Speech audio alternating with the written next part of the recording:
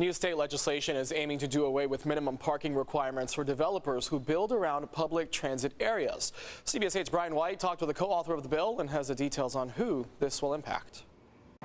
We want to get people out of their cars. We want to incentivize alternative modes of transportation. Assembly Bill 2097 was just approved by the California State Legislature last week. If signed into law, it would essentially ban mandatory parking space requirements for residential or commercial buildings within a half mile of public transit.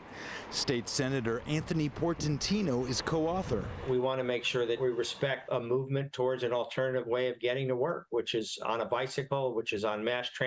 By not requiring parking spaces, which can cost builders between $40,000 and $100,000 per space, the bill aims to lower construction costs for new housing.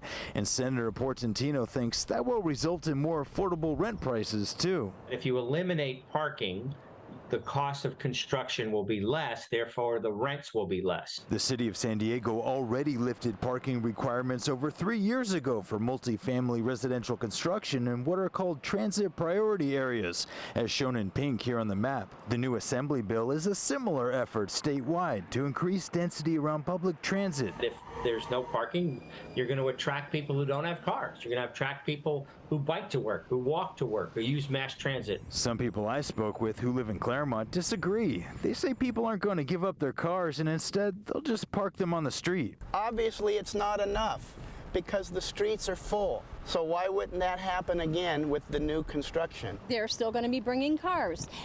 People are wanting to be very independent.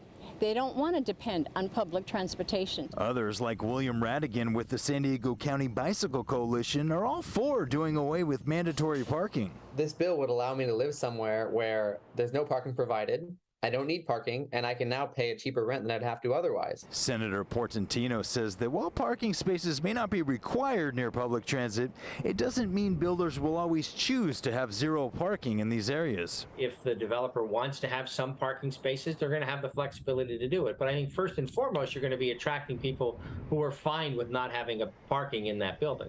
Now, this bill is currently sitting on Governor Newsom's desk, and he is expected to sign it. I'm Brian White for CBS 8.